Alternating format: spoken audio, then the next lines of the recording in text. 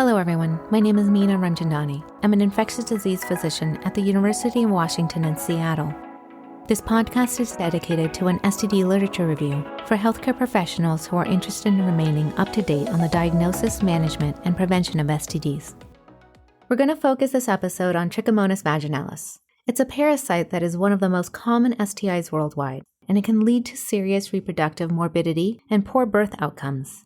The CDC 2021 STI treatment guidelines now recommend a multi-dose metronidazole regimen for the treatment of trichomonas as first-line therapy. The previous guidelines in 2015, they recommended a single 2-gram dose of metronidazole for first-line treatment among women without HIV, but for women with HIV, a multi-dose regimen was recommended.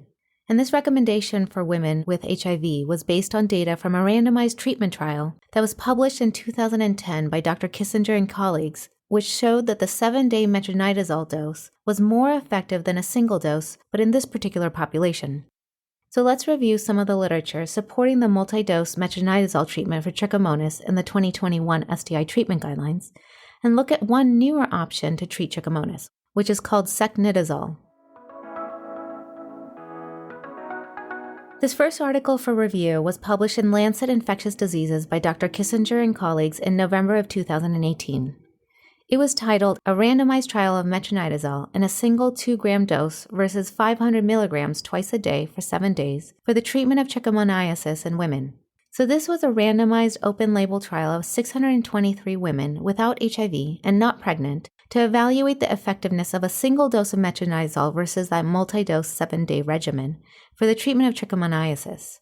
It included women seen in STD clinics in Birmingham, Alabama, Jackson, Mississippi, and New Orleans, Louisiana.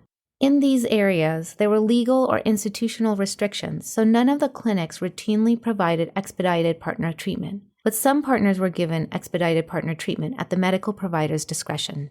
They used an open-label design to simulate real-world conditions and accommodate for the potential lack of adherence and sexual re-exposure difference among women who received treatment over multiple days. And a test of cure was done at 4 weeks after completion of treatment by nucleic acid amplification test as well as culture. And 87% of individuals returned for the follow-up visit. There was a self-reported adherence in both arms that was greater than 95%, so patients were taking their medications. The authors found that 11% of participants in the 7-day dose arm were Trichomonas vaginalis positive by nucleic acid amplification test or culture at the test of cure visit compared to 19% in the single dose arm, and that had a relative risk of 0.55. The authors did not find any difference in sexual exposure to either baseline or new partners. So overall in the study, a 7-day regimen of metronidazole treatment resulted in 45% fewer treatment failures than participants receiving a single high dose of metronidazole at 2 grams for Trichomonas vaginalis infection. So I can see why the guidelines were updated to recommend the 7-day treatment for Trichomonas infection in women, both with and without HIV. We just have enough data to show that treatment effectiveness is better with the multi-day regimen. Now, there was some evidence from the randomized treatment trial that was published in 2010 that among women with HIV and Trichomonas infection, a diagnosis of bacterial vaginosis may alter treatment efficacy. A secondary analysis of the original data was published by Dr. Gatsky and colleagues in 2011, and they suggested a superiority of the 7-day treatment regimen, especially among those participants who also had concurrent bacterial vaginosis. And it was possibly due to altered vaginal flora interfering with the single-dose treatment. So an article published in Sexually Transmitted Diseases in March of 2022 by Dr. Muzni and colleagues evaluated if select clinical factors influenced the effect of multi-dose treatment in women without HIV. The manuscript is titled, A Comparison of Single-Dose versus Multi-Dose Metronidazole by Select Clinical Factors for Treatment of Trichomonas vaginalis in Women. So this was a secondary analysis of the randomized control trial of a single dose versus multi-dose metronidazole treatment for trichomoniasis we just spoke about that was published by Dr. Kissinger and colleagues in 2018. All the women enrolled had a confirmed diagnosis of trichomoniasis at the study entry, and the investigators looked at whether the participants had a prior history of Trichomonas vaginalis, genital symptoms at baseline, or a concurrent diagnosis of bacterial vaginosis. and that was in addition to the new Trichomonas infection at baseline, to determine if multi-day or single-dose treatment recommendations could be targeted for specific populations. The authors found that on multivariate analysis, only a prior history of Trichomonas infection and single-dose metronidazole treatment was associated with a test of cure result that was positive for Trichomonas vaginalis.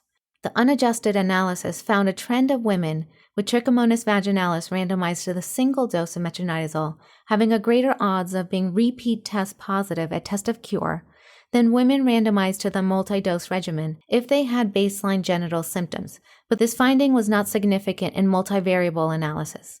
There was no significant difference in the odds of being repeat positive at test of cure for Trichomonas vaginalis among women with a baseline diagnosis of bacterial vaginosis or a baseline diagnosis of gonorrhea compared with those without these infections.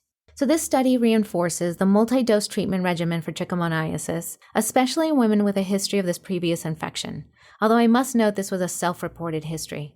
While the mechanism for this is not studied, the authors note possible reasons might be related to the organism being relatively resistant to metronidazole or possibly non-vaginal reservoirs of infection that require longer dosing for effective treatment. I think further studies are just needed in this area. The question remains, what other treatments are available for Trichomonas infection? The last article to review was also published by Dr. Musni and colleagues in Clinical Infectious Diseases in September 2021. It is titled Efficacy and Safety of a Single Oral Dosing of Secnidazole for Trichomoniasis in Women, Results of a Phase 3 Randomized Double-Blind Placebo-Controlled Delayed Treatment Trial. So first, a little bit of a brief background on secnidazole. It's a potent 5-nitroimidazole antimicrobial agent with a longer half-life than metronidazole or tinidazole. It was approved by the FDA for bacterial vaginosis in women in 2017, and in 2021, it was approved to treat Trichomonas infection. So this study evaluated 131 women with trichomoniasis, confirmed by a positive Trichomonas vaginalis culture, that were enrolled in 10 sites in the United States. The women were randomized to receive oral secnidazole 2 grams as a single dose or placebo for the treatment of their infection. A test of cure was done by culture 6 to 12 days after treatment. At the test of cure visit, participants were given the opposite treatment and then followed for resolution of infection. Now, overall, secnidazole was generally well tolerated. And the authors found that the cure rates were significantly higher in the secnidazole group at 92% compared to the placebo group at 1.5%. Cure rates were 100% in women with HIV, and that was 4 out of 4 patients, and 95% in women with concomitant bacterial vaginosis.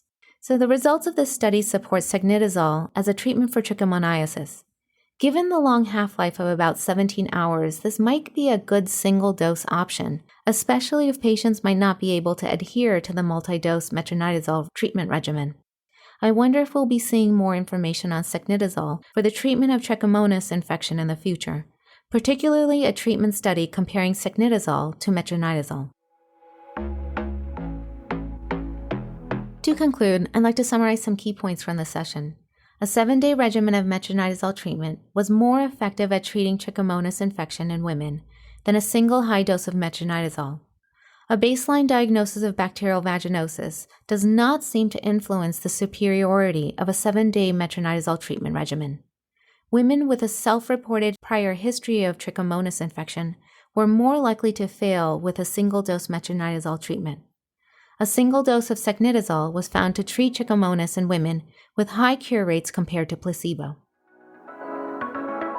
This podcast is brought to you by the National STD Curriculum, the University of Washington STD Prevention Training Center, and is funded by the Centers for Disease Control and Prevention. Transcripts and references for this podcast series can be found on our website, the National STD Curriculum, at www.std.uw.edu. Thank you for listening and have a wonderful day.